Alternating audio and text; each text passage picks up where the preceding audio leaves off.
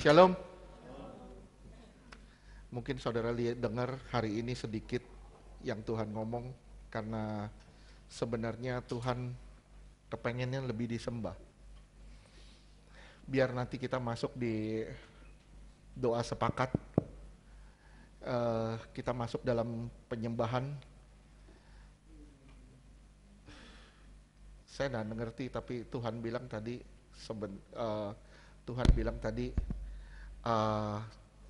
akan sedikit perkataan buat siang ini, tapi nanti mungkin di doa sepakat Tuhan akan lebih banyak bicaranya. Ini cara Tuhan, kenapa? Karena dia senang dipuji, disembah.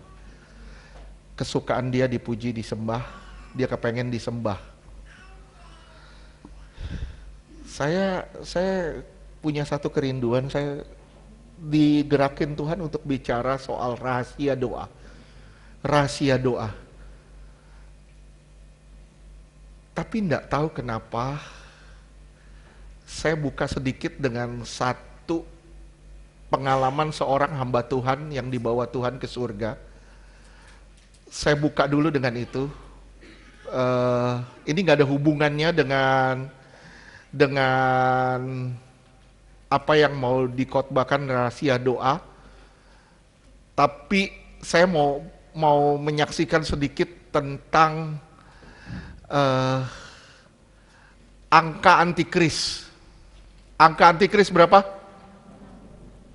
666. Oke.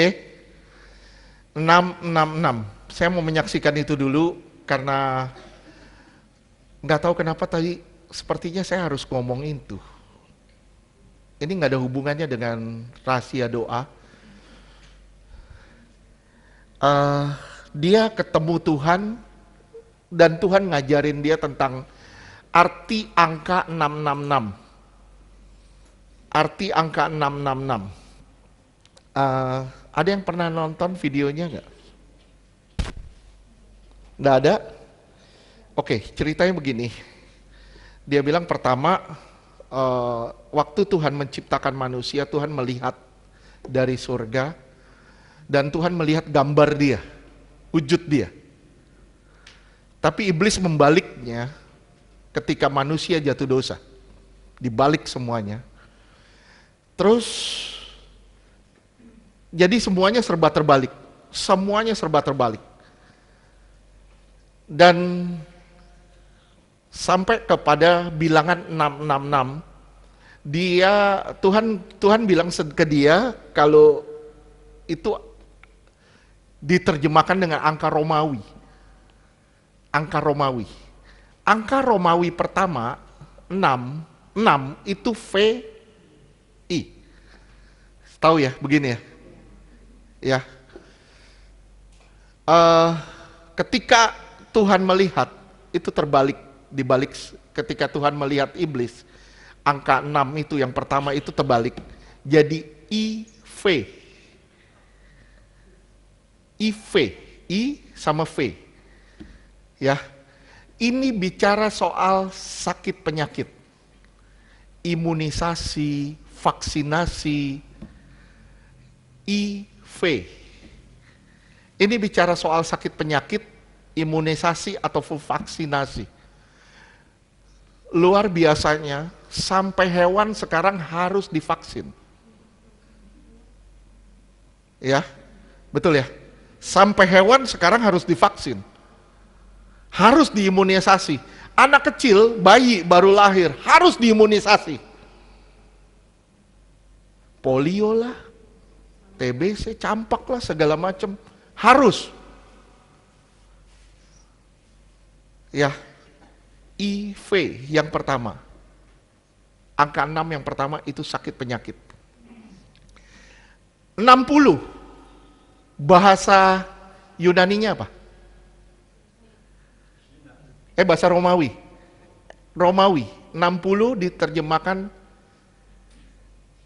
LX. LX.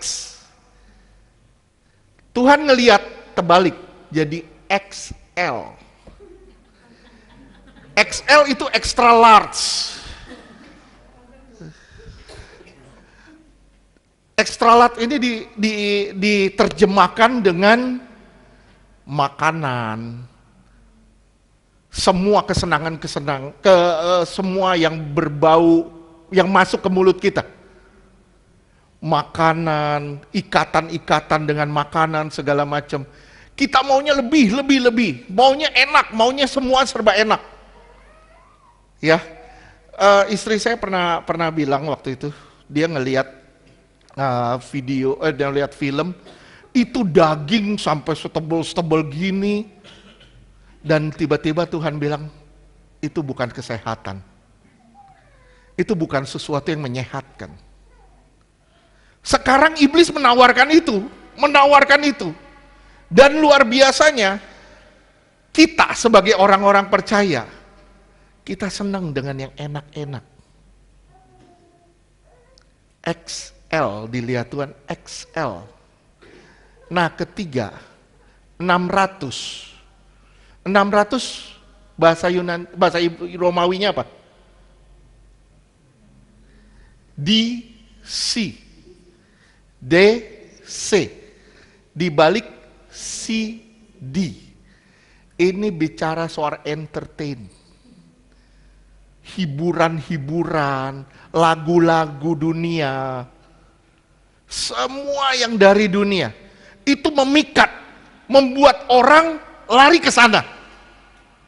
Saya pernah ngomong sama saudara, kenapa sekarang orang tidak antusias dengan yang namanya dengar khotbah atau dengar ibadah. Mereka bilang, aduh kelamaan ibadah mah, kalau sampai 3 jam kelamaan. Kenapa? Karena kita sudah terbiasa dengan hiburan. Nah, dulu banyak orang terikat dengan yang namanya Instagram. Sekarang sudah beralih, orang terikat dengan yang namanya TikTok. Di TikTok itu banyak sekali hiburan.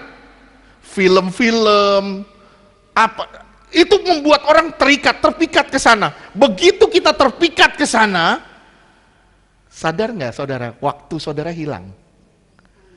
Saya nggak ngomong soal game lah, kalau game udah pasti. Sekarang saudara main game segala macam. Sayang sih pada keluar, coba nggak pada masuk semua.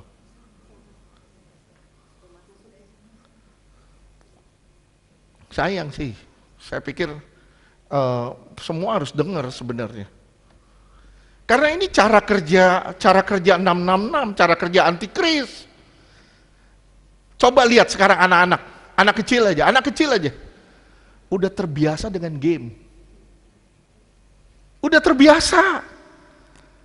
Mulai gede sedikit, remaja, udah terbiasa dengan TikTok. Udah terbiasa dengan Instagram, segala macam sosial media. Akhirnya keterikatan di situ. Ya. 6 yang terakhir ini bicara soal entertain, hiburan. Saya selalu bilang sama saudara, entertain itu enter artinya masuk. Tain artinya noda. Jadi kalau kita masuk ke dalam entertain artinya masuk ke dalam noda. Masuk dalam kokotoran. Dulu orang terikat dengan yang namanya Facebook segala macam. Sekarang orang nggak terikat dengan Facebook. Dulu orang berdagang online. Sekarang orang berdagang live. Sudah beralih semuanya, berdagangnya live. Dan itu membuat orang terikat sebenarnya.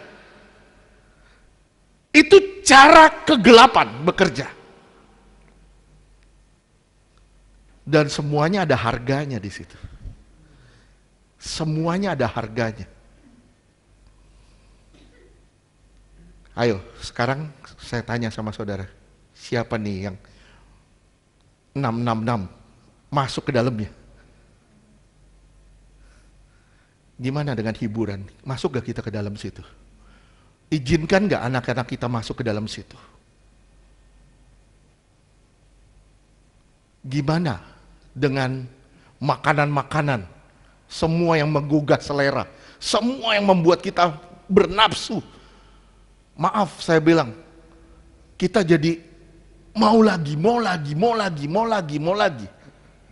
Kita sudah terbiasa dengan yang enak-enak di mulut kita.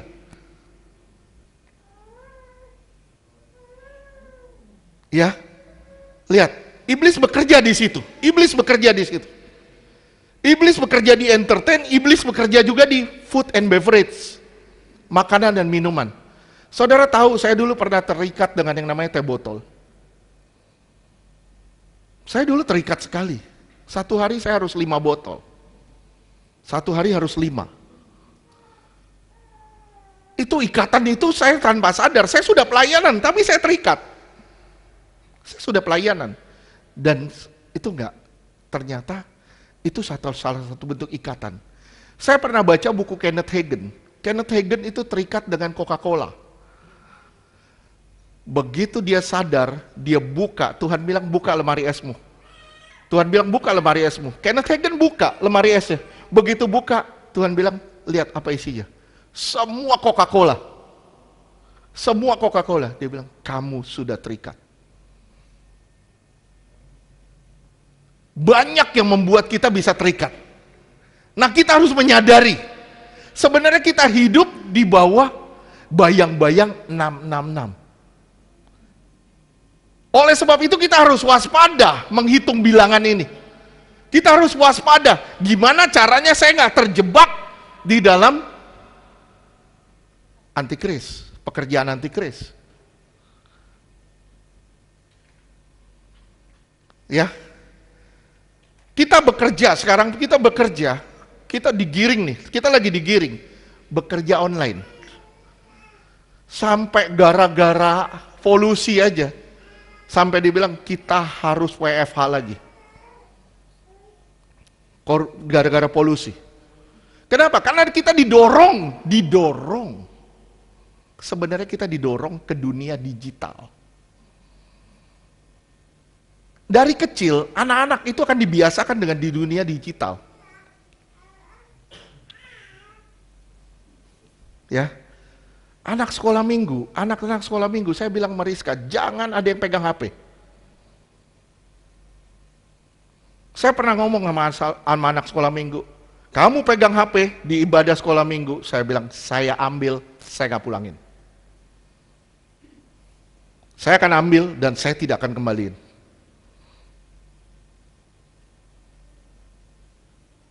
Kenapa? Karena manusia sudah terikat. Terikat banget sama yang namanya dunia digital ini. Sekarang terikat dengan WhatsApp, terikat dengan Instagram, terikat dengan TikTok, terikat dengan Facebook, terikat dengan game. Dan ini bayang-bayang kuasa kegelapan.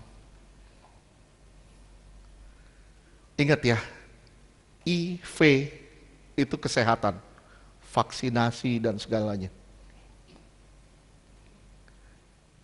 XL itu bicara soal food and beverage, ikatan-ikatan dengan food and beverage. Kita maunya nyaman, maunya enak. Kenapa kita sedih? Kenapa kita sedih? Karena kita mau makan yang enak. Kenapa kita susah? Karena kita nggak punya makanan.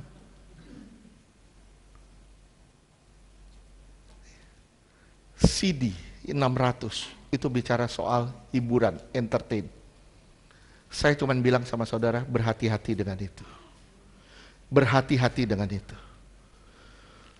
Ya memang kalau saudara bilang, ya Pak ini kan cuman dia ketemu Tuhan, orang ini hamba Tuhan ini ketemu Tuhan di surga dan Tuhan ngajarin soal 666. Apakah itu udah pasti? Saya bilang, minimal kita waspada. Minimal kita waspada. Saudara perhatiin deh, kalau saudara di gereja udah gak bisa lepas HP, berarti saudara sudah terikat dengan HP.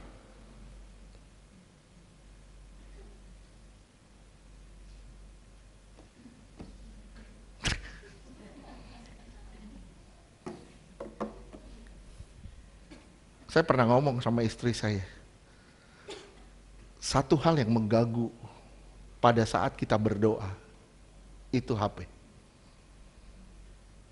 HP itu mengganggu sekali. Biasanya kalau berdoa, jangan pernah dihidupin. Kenapa? Karena itu akan merusak hubunganmu dengan Tuhan. Ya, saat kamu lagi enak-enak nyembah, iblis bisa pakai orang untuk telepon kamu. Saat kamu lagi enak-enaknya nyembah, lagi enak-enaknya bersekutu sama Tuhan, iblis bisa pakai ingetin, itu tuh dia tuh balas tuh WA-nya tuh. Iblis bisa ingetin, tuh ada itu tuh, ada pesan tuh. Wah, itu bahaya loh. Bahaya loh. Dunia digital ini bahaya sekarang. Oke? Sadari aja ya. Sadari aja, saya cuman bilang kita waspada. Saya nggak tahu kenapa, tapi tiba-tiba Tuhan dorong saya untuk ngomong ini, yang sebenarnya saya tidak persiapkan sama sekali. Sama sekali tidak ada persiapan. Tapi saya rindu saudara semua memahami ini, dan saudara benar-benar menyadari kalau dunia ini sudah dibawa bayang-bayang antikris. Dia megang perbankan, keuangan, dia pegang kesehatan, dia pegang hiburan. Lihat ya, dunia perbankan dia pegang, keuangan dia pegang, hiburan dia pegang, makanan dia pegang. Semua dipegang sama dia udah. Ini yang membuat orang takut sama kematian. Kenapa? Karena kita sudah terikat dengan dunia ini. Makanya Tuhan bilang, jangan mengasihi apapun yang ada di dunia ini. Kalau kamu mengasihi apapun yang ada di dunia, kasih akan Bapa nggak ada. Jangan mengasihi apapun yang ada di dunia ini. Bahkan sampai apa? Sampai nyawa kita pun harus kita serahkan sama Tuhan. Sampai nyawa kita harus kita serahkan buat Tuhan. Amin. Oke, sekarang saya masuk dalam rahasia doa. Doa adalah salah satu masalah penting dalam kehidupan rohani seseorang Kristen. Doa adalah masalah yang sangat penting dalam kehidupan rohani seorang Kristen. Doa itu seperti nafas. Doa seperti nafas. Tanpa doa, kehidupan rohani pasti mati. Saya ulang ya, saya ulang. Tanpa doa, hidup rohani pasti mati atau nggak ada sama sekali.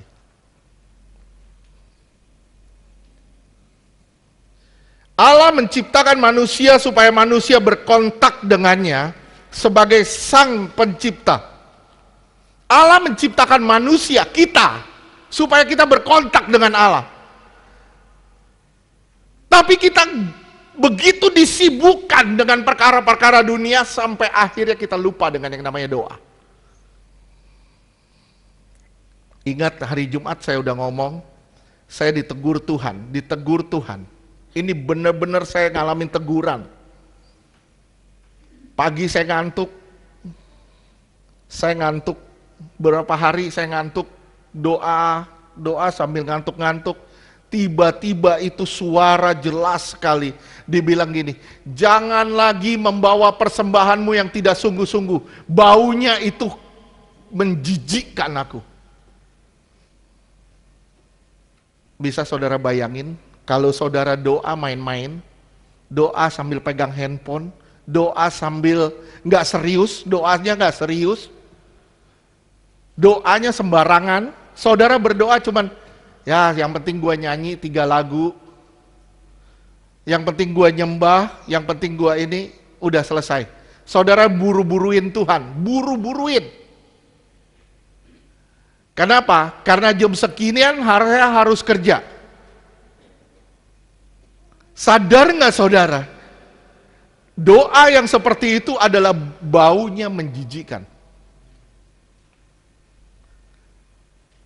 Saudara kalau berdoa, saya bilang, saudara harus kalau mau berdoa, saudara harus siapkan waktu khusus buat Tuhan. Dan masuk kamar, tanpa mau mengalami gangguan apapun. Kadangkala kita mengizinkan diri kita diganggu sama lingkungan, terutama media komunikasi. Kita mengizinkan diri kita diganggu sama media komunikasi. Akhirnya apa? Kita nggak berkomunikasi dengan Tuhan dengan wajar. Saya bilang sama saudara ya, doa itu bukan sekedar. Doa itu bukan sekedar, karena doa itu membawa saudara pada kehidupan. Nggak bisa kalau saudara bilang, yang penting gua doa, yang penting gua bersekutu pagi-pagi, yang penting gua duduk, diam, nyembah sebentar. Nggak bisa begitu. Saudara harus punya waktu khusus sama Tuhan. Sekali lagi, waktu khusus sama Tuhan. Doa memang ada dua, doa hakikat sama doa liturgis. Kita selalu bilang, susah Pak saya masuk doa hakikat. Saya selalu masuknya doa liturgi. Susah saya masuk doa liturgis. Saya selalu masuknya doa hakikat. Kenapa? Dimanapun saya bisa doa, dimanapun saya bisa doa. Saya bilang doa hakikat itu mulai dari doa liturgis. Saya ulang sekali lagi, doa hakikat, doa yang dimanapun saudara berada, itu harus dimulai dari doa liturgis. Tanpa doa liturgis setiap pagi, saudara tidak akan pernah ngalamin doa hakikat. Percaya deh sama saya, nggak akan. Wah, saya bersentuhan sama Tuhan. Nggak akan saudara bisa bersentuhan sama Tuhan setiap saat kalau saudara nggak siapin waktu setiap pagi buat Tuhan. Nggak akan. Kalau saudara benar-benar serius siapin waktu sama Tuhan setiap pagi, saudara benar-benar siapin waktu buat Tuhan, benar-benar serius. Saya percaya saudara akan mengalami kebangunan setiap saat.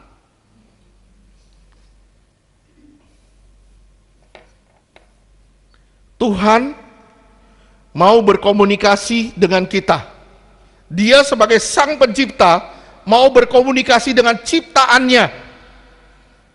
Karena lewat Dia, hanya lewat doa, Tuhan baru bisa menuntun kita. Jadi kalau saudara nggak berdoa, nggak siapin waktu untuk berdoa secara sungguh-sungguh, saya bilang, saudara nggak jalan sama Tuhan di hari itu. Saudara nggak mengalami tuntunan Tuhan di saat itu.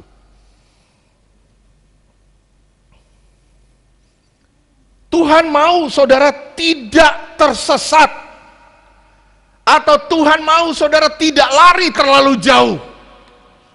Kalau saudara mulai terlena dengan dunia ini, saudara akan nyimpang terlalu jauh. Dan saudara, tanpa saudara sadar, saudara sudah keluar jauh banget dari Tuhan.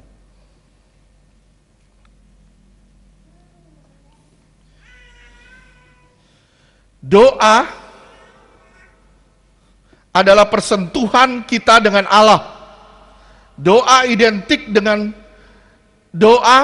persentuhan dengan Allah. Doa identik dengan perkara-perkara besar. Doa itu identik dengan perkara-perkara besar yang akan terjadi. Tapi perkara besar yang akan terjadi itu dimulai dari kamar yang kecil. Dari ruang yang kecil, bukan dari KKR yang besar. Saya ulang sekali lagi, mujizat terbesar itu dimulai dari kamar yang kecil, bukan dari KKR yang besar. Ya, kalau saudara mau siapin waktu setiap hari buat Tuhan, siapin waktu setiap hari buat Tuhan, hidupmu pasti penuh dengan mujizat. Saya ulang sekali lagi, hidupmu pasti penuh dengan mujizat. Kenapa? Karena lewat waktu-waktu saudara bersama Tuhan, persentuhan saudara dengan Tuhan, saudara akan ngalamin mujizat-mujizat karena saudara sedang bersentuhan dengan Tuhan yang besar. Matius 6 ayat 6 sampai 5, ayat 5 sampai 6.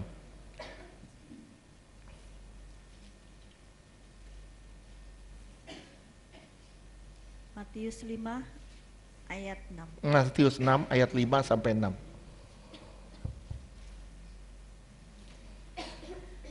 Matius 6 ayat 5. Dan apabila kamu berdoa, janganlah berdoa seperti orang munafik.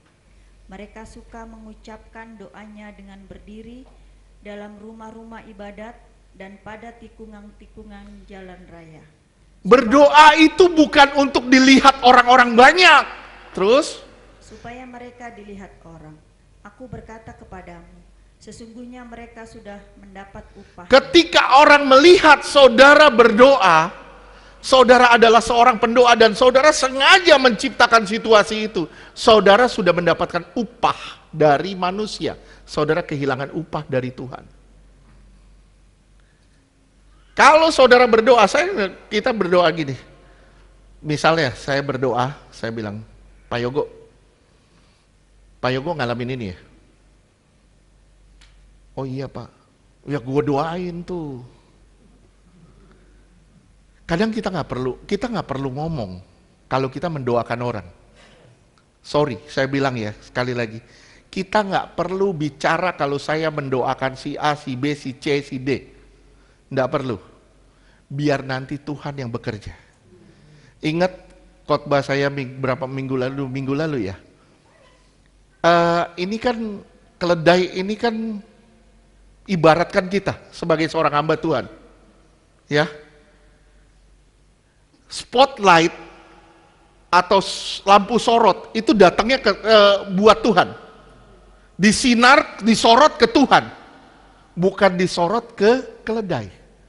Tapi kita sebagai hamba Tuhan, kita sering mengambil pujian itu yang mestinya buat Tuhan ke kita. Kita sering mengaku diri kita, gua pendoa, gua berdoa buat si A, B, C, D. Gue berdoa gini, lihat tuh hidupnya berubah, lihat hidupnya berubah. Saya bilang, saya kalau ada orang ngomong gitu, lihat tuh hidupnya berubah tuh. Gue berdoain dia, lihat hidupnya berubah. Saya bilang, hidup lu nggak berubah kok. Kenapa? Lu ngomong-ngomong doain orang. Kita nggak perlu ngomong kalau kita doain orang. Cukup kita sama Tuhan saja yang tahu. Dan Tuhan yang bekerja lewat doa kita. Amin. Ayat 6. Matius 6 ayat 6. Tetapi jika engkau berdoa, masuklah ke dalam kamarmu, tutuplah pintu dan berdoalah kepada Bapamu yang ada di tempat tersembunyi. Maka Bapamu yang melihat yang tersembunyi akan membalasnya kepadamu. Lihat ya, nggak perlu ngomong kalau kita berdoa buat si A, si B, si C, nggak perlu. Biar Tuhan aja yang ngerjain. Nggak perlu kita pembuktian kalau si ini kalau doa gua tuh manjur. Emang doa lu beras kencur? Doa gue manjur. Wih, kalah Panadol. Kita nggak perlu ngomong kalau kita doain orang tuh nggak perlu. Kenapa? Spotlightnya ke Tuhan kok, bukan ke kita. Sampai kapanpun kita keledai. Kalau kita dipakai Tuhan, puji Tuhan. Spotlightnya jangan ke kita. Saya bilang ya, kalau saudara berubah, spotlightnya bukan di saya, di Tuhan. Saya cuma nyampain suara Tuhan. Saudara sendiri yang ambil keputusan untuk berubah, dan Tuhan yang memberi saudara pertumbuhan. Amin. Sekali lagi saya bilang, perkara-perkara besar bukan lahir dalam KKR besar, tapi lahir di kamar yang kecil. Bukan lahir di depan banyak orang untuk dinilai. Bukan lahir di depan banyak orang untuk dinilai. Tapi saat saudara dan Tuhan berduaan aja. Saat saudara dan Tuhan berdua, waduh itu luar biasa loh. Itu kegerakan itu terjadi di situ.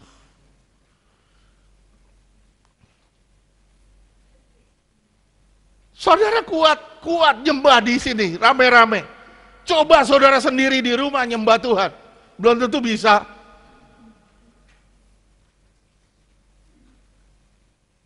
Susah kan?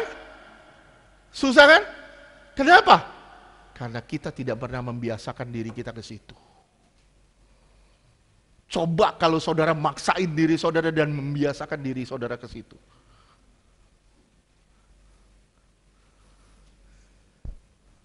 Ingat ya, ingat. Doa itu peperangan loh. Doa itu peperangan. Doa yang didengar bukan doa yang panjang-panjang. Bukan doa yang kata-katanya bagus. Tapi doa yang didengar adalah doa yang lahir dari hati yang to the point.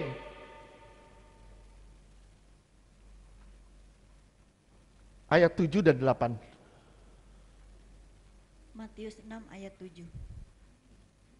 Lagi pula dalam doamu itu janganlah kamu bertele-tele seperti kebiasaan orang yang tidak mengenal Allah.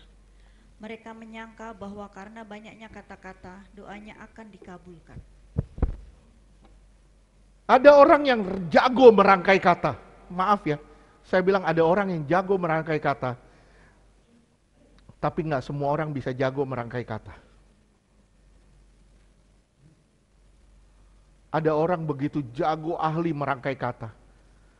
Tapi yang Tuhan cari adalah orang yang jago merangkai hatinya buat Tuhan.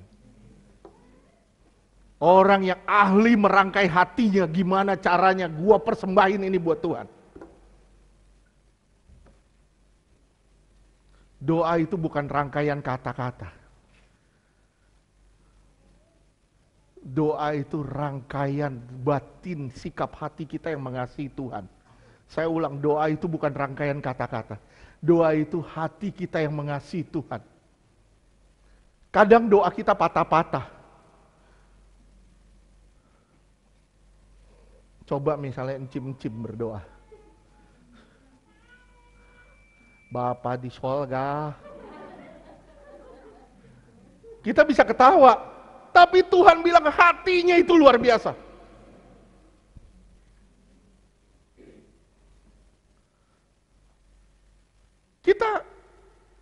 Tuhan nggak ngeliat, nggak denger bagaimana kita jagonya merangkai kata.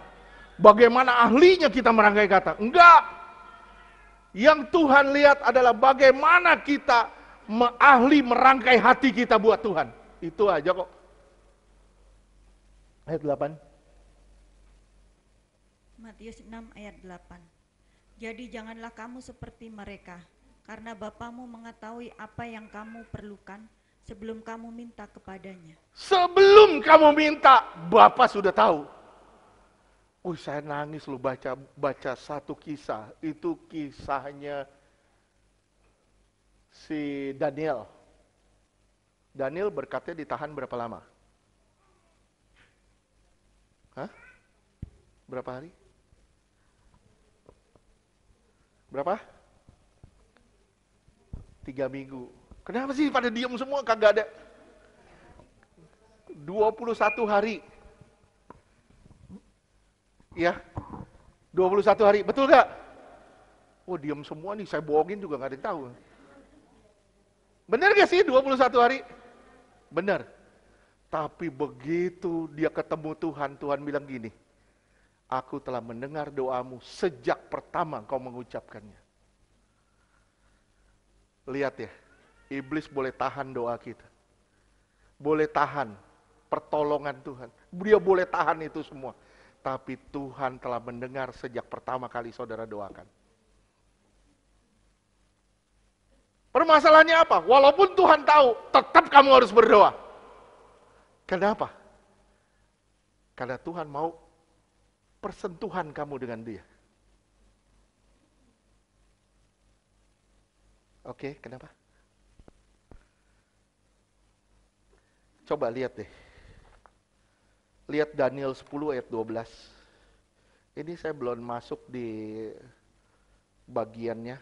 Saya berharap sih minggu depan kita akan lanjut. Saya udah bilang tadi sama teman beberapa sahabat, saya bilang kayaknya ini nggak bakal selesai deh hari ini. Pasti nggak bakal selesai. Karena ini saya punya, maaf ya, saya punya 27 ayat yang harus kita bahas. Dan sebagian panjang-panjang. Kalau kita bicara doa itu nggak bakal bisa selesai dengan satu sesi. Karena doa itu sangat luas. Dan hari ini kita bahas mengenai rahasia doa. Gimana doa saudara bisa efektif, gimana doa saudara bisa didengar Tuhan, gimana saudara mengalami terobosan di dalam doa. Saya berharap saudara bisa ngikutin ini sampai ke minggu depan dan saudara mengalami terobosan di dalam doa-doa saudara. Oke? Daniel 10 ayat 12. Lalu katanya kepadaku, janganlah takut Daniel, sebab telah didengarkan perkataanmu sejak hari pertama. Sejak hari pertama. Sejak kamu pertama doakan, Tuhan sudah dengar. Hebat dah. Saudara punya beban doa nggak? Sama saudara, sama siapa? Hah? Pertanyaan saya, saudara percaya nggak saudara didengar Tuhan? Saudara percaya nggak saudara didengar Tuhan? Kenapa kamu komplain? Tuhan, kenapa ini belum berubah Tuhan? Kenapa ini belum berubah? Saya bilang sama saudara ya, komplain tidak akan menyelesaikan masalah. Saudara cukup percaya karena pertama kali saudara berdoa, doamu sudah didengar Tuhan. Yang penting lu jangan berubah hati ya. Tuhan, saya berdoa Tuhan buat ini adik saya Tuhan misalnya. Saya berdoa buat adik saya. Terus adiknya nyakitin kita. Tuhan, gak jadi deh. Gak jadi deh Tuhan. Batalin, cabut, kebas.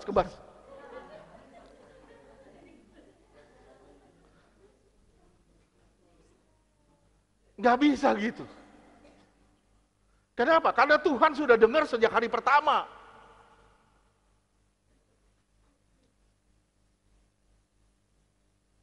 Kadangkala saudara dapat mujizat, saudara bilang, ih kapan ya gue doanya? Saudara gak sadar, pasti saudara pernah sebut itu. Tapi kita sudah lupa. Kenapa? Karena Allahmu tidak pernah lupa. Allahmu tidak pernah lupa apa yang kamu ngomong. Kita bisa lupa, tapi Allah kita tidak pernah bisa lupa. Oke? Jadi saya mesti bikin apa? Berdoa buat orang-orang yang belum diselamatkan, orang-orang yang menyimpang di kiri kanan kita. Kenapa? Sejak pertama kita berdoa, Tuhan udah dengar.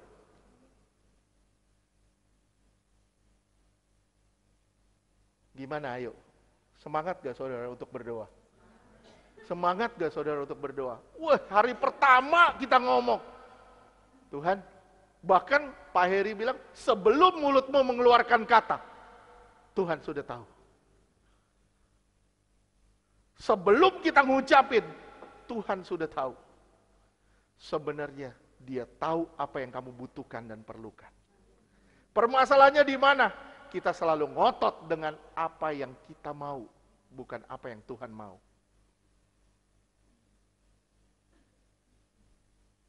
Oke. Tapi masalahnya kadang kita berdoa, masalah yang dihadapi orang percaya hari ini, doanya nggak tembus, cuman sampai di plafon, nggak tembus ke sana. Doanya terbentur dinding. Kenapa? Karena saudara dan saya belum ketemu rahasia doa. Kalau saudara ketemu rahasia doa, saudara pasti doa saudara nembus. Tembus pasti. Bisa bayangin enggak? Saya ngajak saudara bayangin aja deh. Kalau doa saudara pada orang itu sejak pertama saudara doakan, Tuhan sudah dengar. Bisa sadari enggak? Apakah itu akan dilewatin Tuhan? Apakah itu akan diabaikan Tuhan?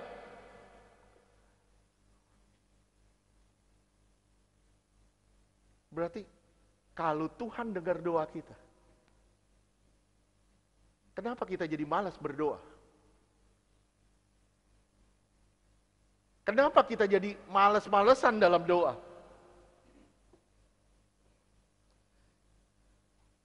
Banyak orang Kristen mengalami pintu yang tertutup di dalam doa. Kita harus tahu bagaimana cara membukanya. Kalau saudara ngelihat pintu itu ketutup, saudara punya kunci. Gimana ya cara bukanya? Ini pintu terkunci, saudara punya kuncinya. Gimana cara bukanya? Kalau saudara nggak tahu cara bukanya, saudara akan gubrak-gabruk pintu itu tanpa tahu menggunakan kuncinya. Akhirnya apa? Begitu saudara gubrak-gabruk, saudara frustasi dengan cara membuka pintu itu. Betul gak sih? Kita seringkali sampai frustasi berdoa. Kenapa? Karena kita nggak ketemu rahasia dari doa. Yang saudara harus tahu bagaimana cara saudara membukanya. Dan bagaimana saudara bisa melewati pintu itu. Banyak orang mengalami kebuntuan di dalam doa. Akhirnya kecewa karena tidak tahu rahasia doa. Tidak mengerti rahasia doa. Sepanjang sejarah Alkitab mencatat Allah menjawab doa umatnya. Amin gak? Kalau saudara baca, itu banyak sekali jawaban-jawaban doa kepada umatnya di sini.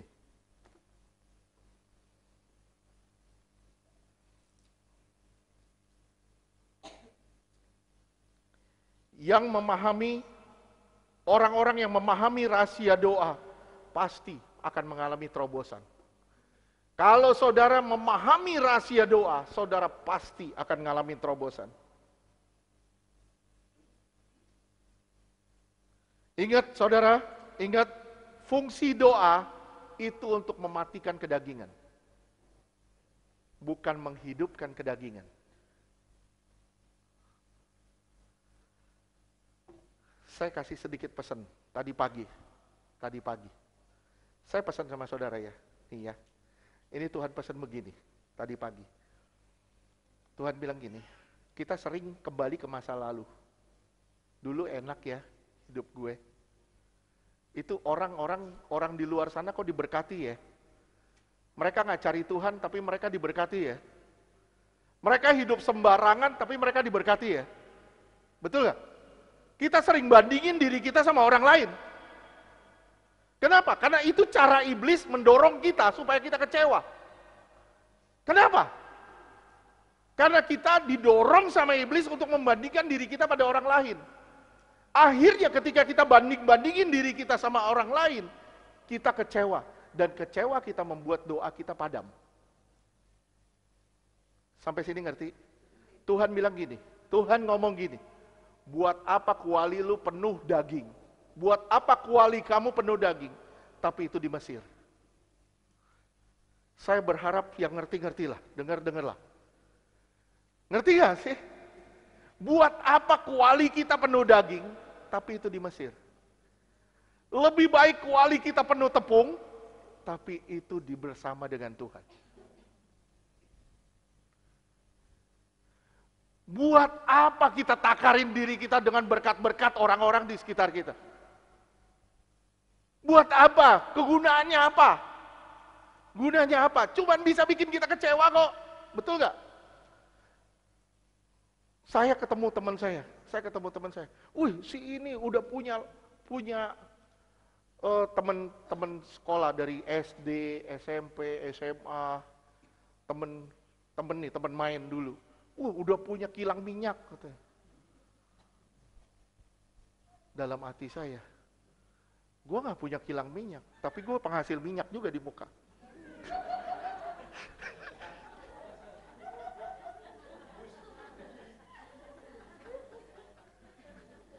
Dia paling seneng kalau saya jelekin diri saya sendiri.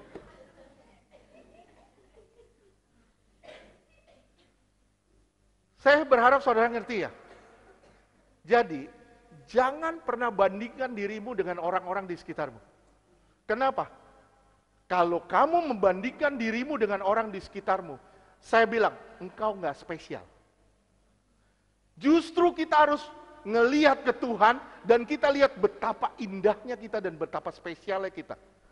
Betapa indahnya kita dan betapa spesialnya kita. Kita nggak perlu bandingin diri kita dengan orang-orang di sekitar kita. Kenapa?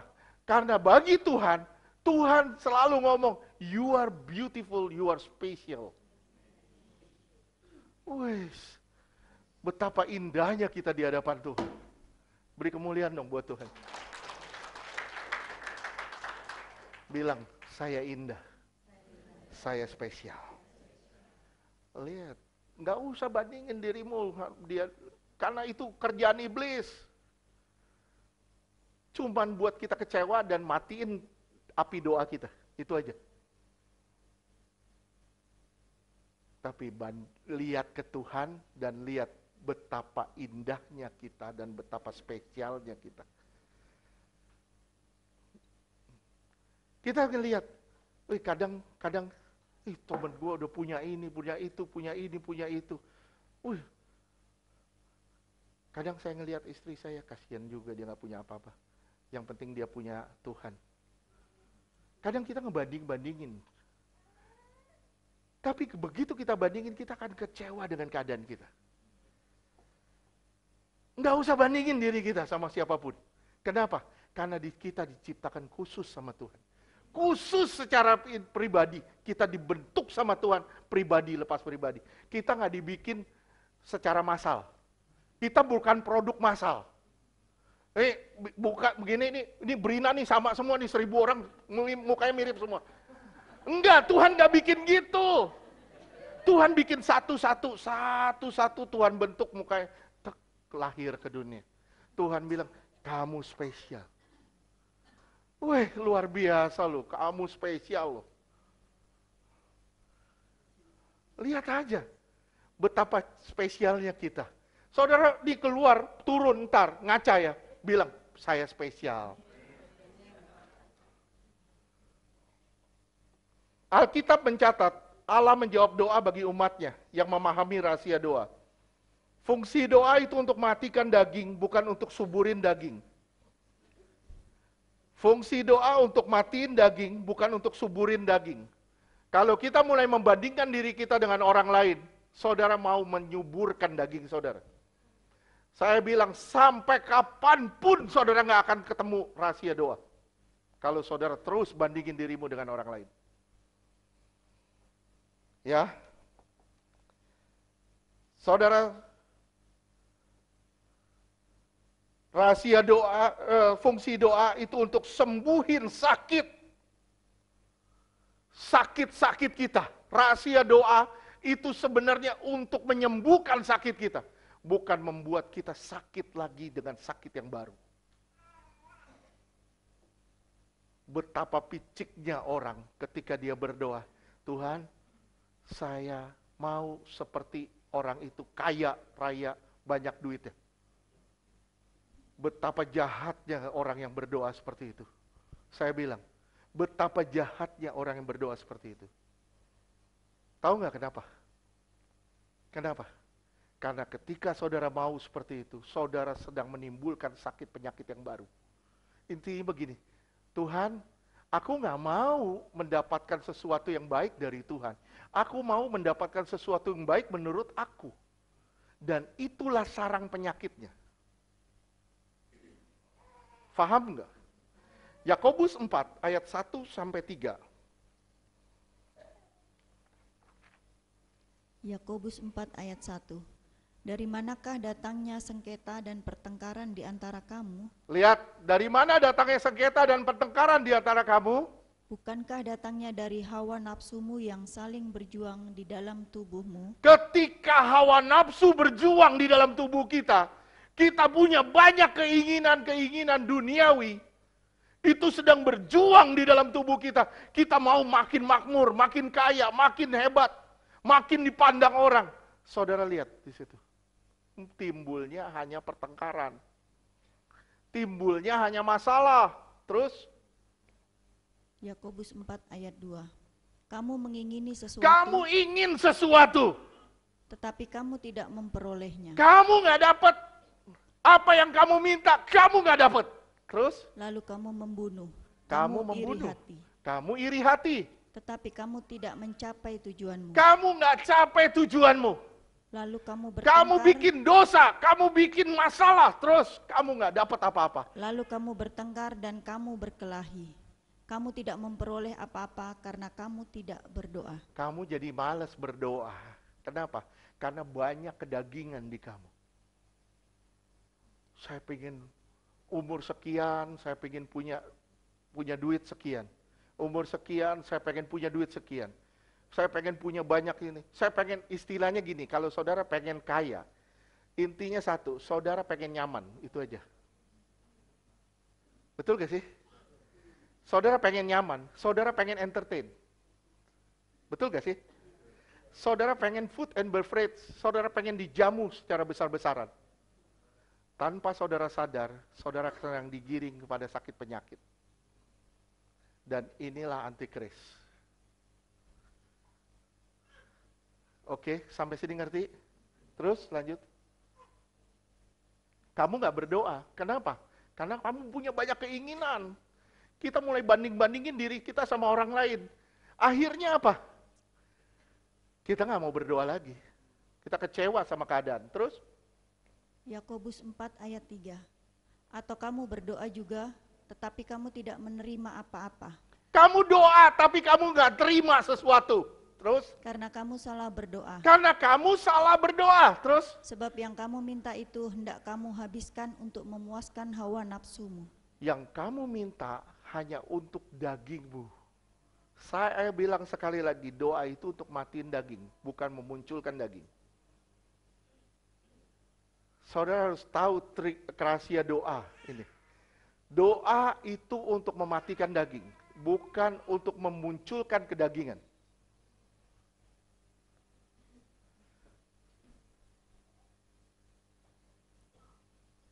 Kita selalu berdoa, Tuhan, mintanya berkat. Kita minta berkat, kita minta berkat, berkat, berkat, berkat. Saudara tidak sadar, begitu saudara berjalan sama Tuhan, berkat itu pasti ada. Amin. Tapi Pak, saya nggak punya duit. Sorry, maaf ya. Jangan pernah takarkan berkat dengan uang. Siapapun yang menakarkan berkat selalu dengan uang, saya bilang itu kesalahan fatal.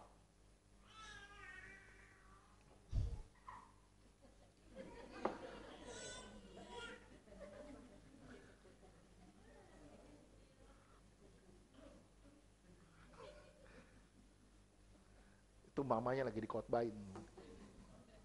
Mama berubah. Bapaknya, tuh bapak. Ari jangan gitu lu, Ri.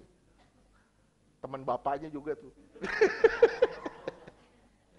Oke, kita lanjutkan. Lihat ya, di situ ya. Kamu berdoa, tapi kamu nggak menoleh apa-apa. Karena kamu salah berdoa. Kamu salah berdoa. Kamu nggak ngerti rahasia doa. Kamu nggak ngerti rahasia doa. Karena apa? Karena sebab apa yang kamu minta itu, kamu habiskan untuk memuaskan hawa nafsu. Kenapa saudara mau minta berkat? Dalam arti materi. Kenapa? Kenapa? Karena untuk memuaskan hawa nafsu, itu aja. Saya ulang, untuk apa?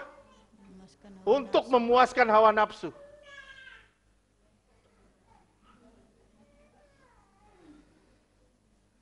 Ya, saudara perhatiin ya, gak bisa. Kalau saudara sampai ke tingkat ini, itu mustahil. Kenapa doamu gak dijawab? Karena kamu salah berdoa. Kamu gak mengerti yang namanya rahasia dari doa. Doamu hanya untuk kepentinganmu. Doamu hanya untuk kenyamananmu. Kita bersekutu sama Tuhan, Tuhan ngelihat hati lo. Betul gak? Tuhan ngelihat hati. Saya bilang sama saudara, saya ngomong sama saudara ya, datang ke Tuhan itu bukan formalitas. Saya ulang sekali lagi, Datang ke Tuhan itu bukan formalitas. Tapi datang ke Tuhan itu keharusan. Kenapa?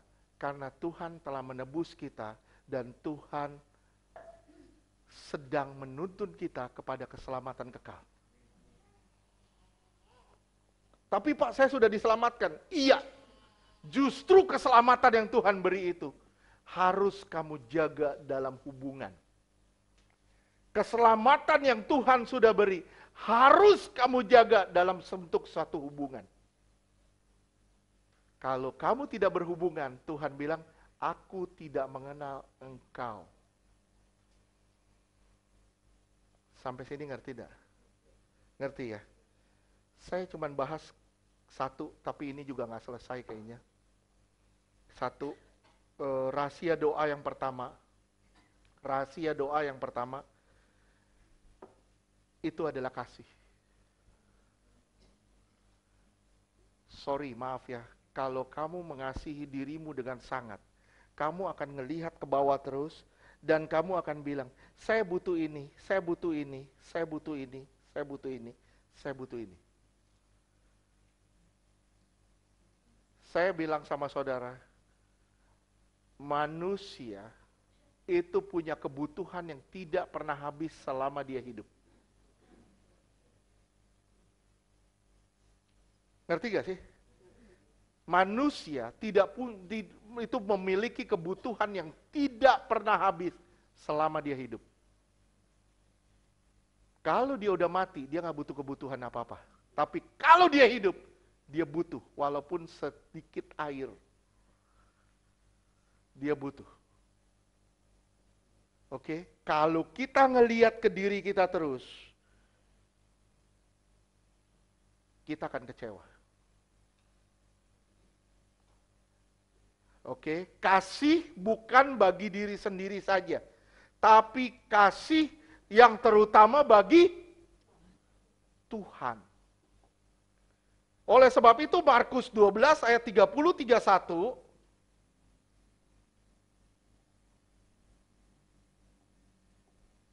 Markus 12 ayat 30.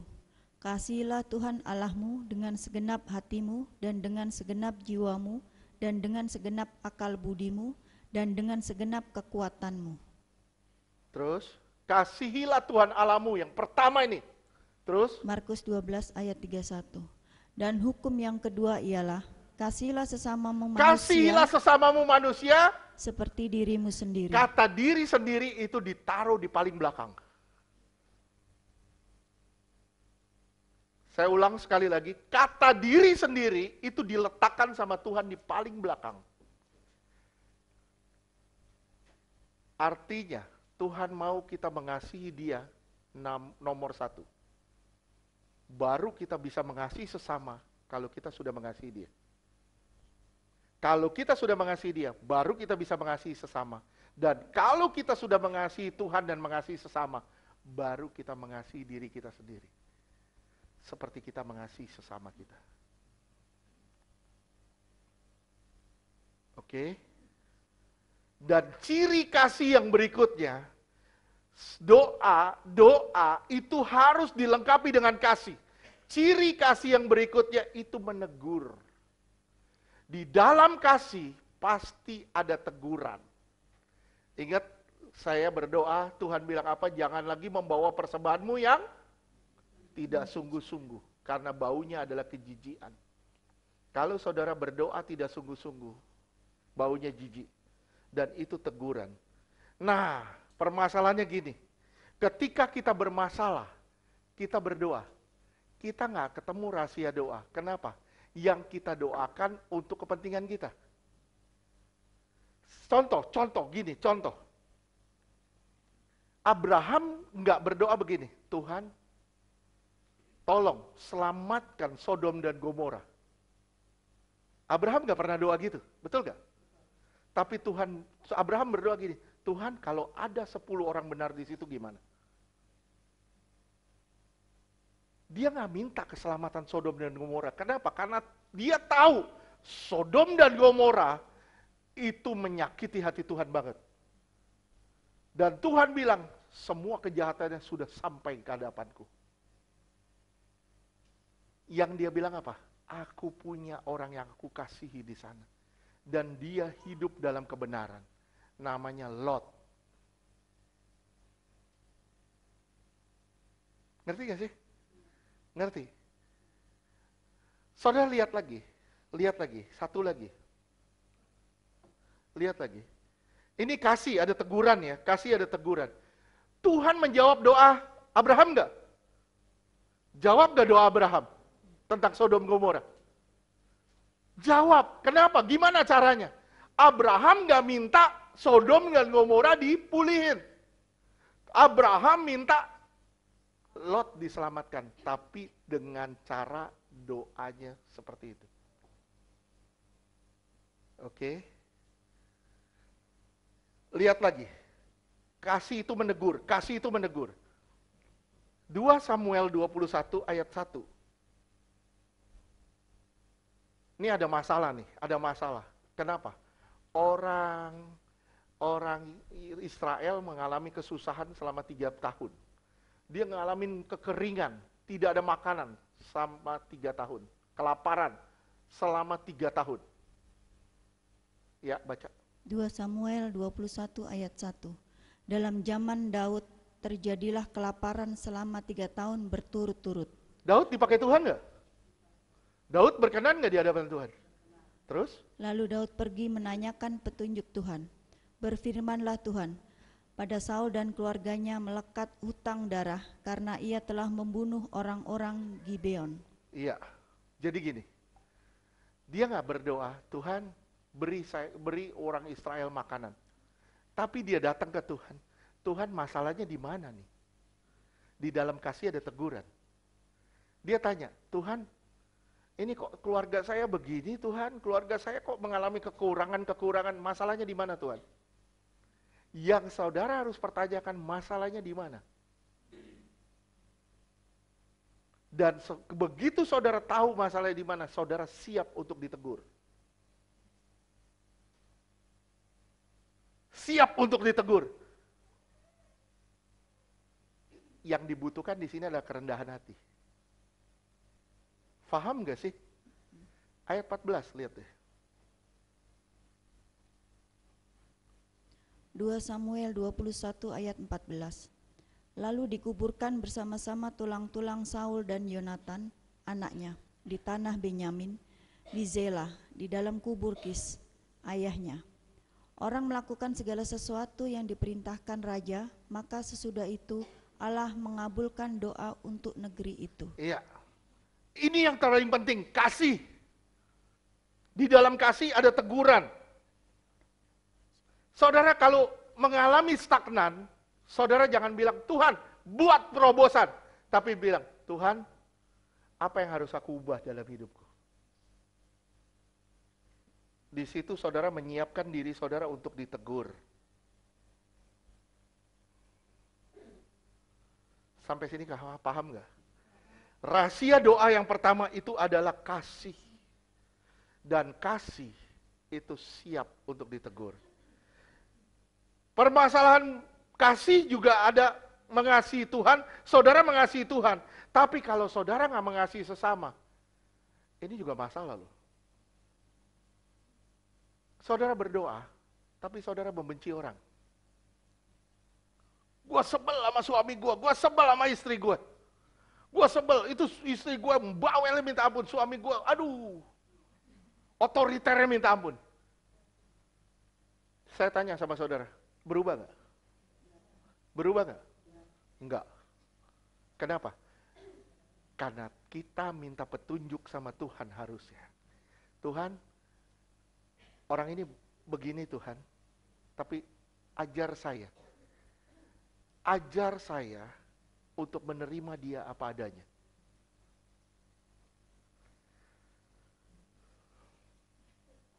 Amsal 28 ayatnya ke-9.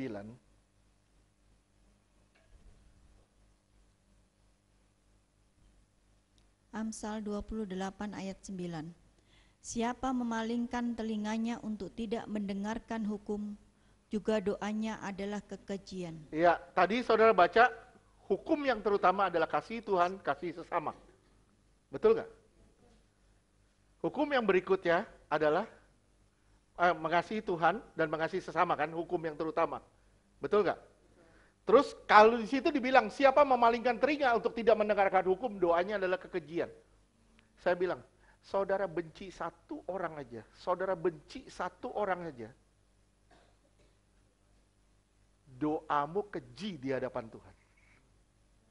Bisa bayangin doa kita keji? Ya, Ibu Wati misalnya datang ke saya,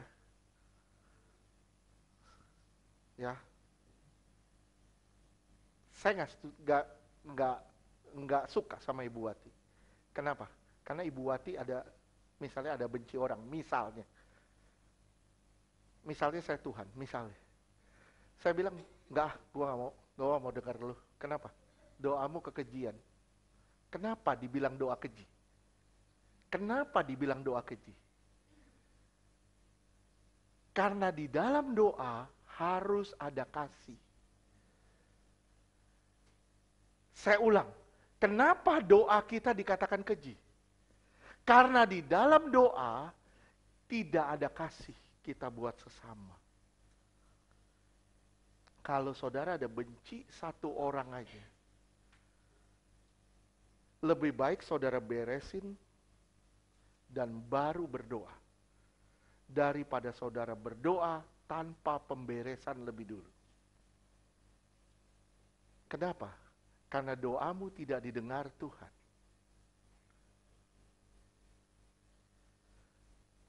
Markus 11 ayat 23 sampai 25.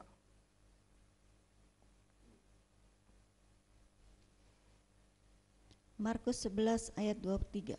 Aku berkata kepadamu, sesungguhnya barang siapa berkata kepada gunung ini, beranjaklah dan tercampaklah ke dalam laut, asal tidak bimbang hatinya, tetapi percaya bahwa apa yang dikatakannya itu akan terjadi, maka hal itu akan terjadi baginya. Saudara percaya kalau semua yang saudara doakan pasti terjadi. Terus? Markus 11 ayat 24. Karena itu aku berkata kepadamu, apa saja yang kamu minta dan doakan, percayalah bahwa kamu telah menerimanya, maka hal itu akan diberikan kepadamu. Kamu percaya kamu sudah terima. Terus? Markus 11 ayat 25. Dan jika kamu berdiri untuk berdoa, kalau kamu mau berdoa, terus? Ampunilah dahulu, Ampuni dulu orang lain. sekiranya ada barang sesuatu dalam hatimu terhadap seseorang, supaya juga Bapamu yang di surga mengampuni kesalahan-kesalahan. Mustahil kita berdoa ketika kita tidak mengasihi orang lain di sekitar kita. Nggak mungkin doa saudara bisa didengar Tuhan, nyampe ke telinga Tuhan, kalau kasihmu nggak bisa nyampe ke sesamamu. Ngerti gak sih? Saya ulang ya, nggak mungkin doamu bisa nyampe ke telinga Tuhan, kalau kasihmu nggak nyampe ke sesamamu. Mustahil. Doa kita pasti mentok ke plafon, nggak bisa sampai ke Tuhan. Ini rahasia doa yang pertama. 2 Tawarikh 7 ayat 14, ini ayat terakhir untuk hari ini. Kita lanjutkan minggu depan. 2 Tawarikh 7 ayat 14.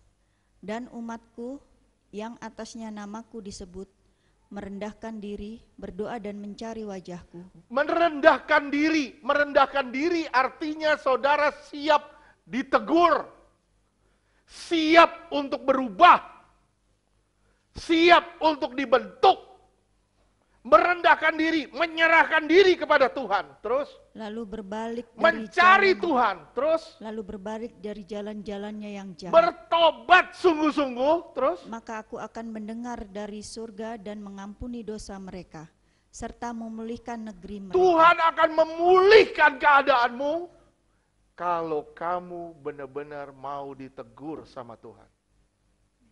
Saya ulang sekali lagi, Tuhan akan memulihkan keadaanmu jika engkau sungguh-sungguh mau ditegur sama Tuhan.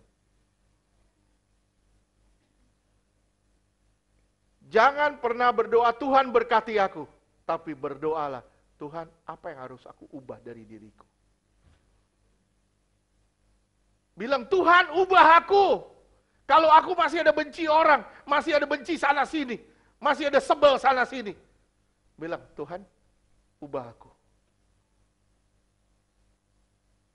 Jangan pernah lihat orang kesalahannya.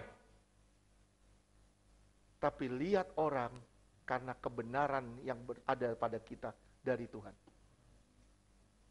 Kalau ada kebenaran yang dari Tuhan di kita nggak akan lihat orang kesalahannya. Tapi kita akan mengasihi orang itu seberapa jahatnya dia. Saya sudahkan dulu, amin. Kita lanjutkan minggu depan.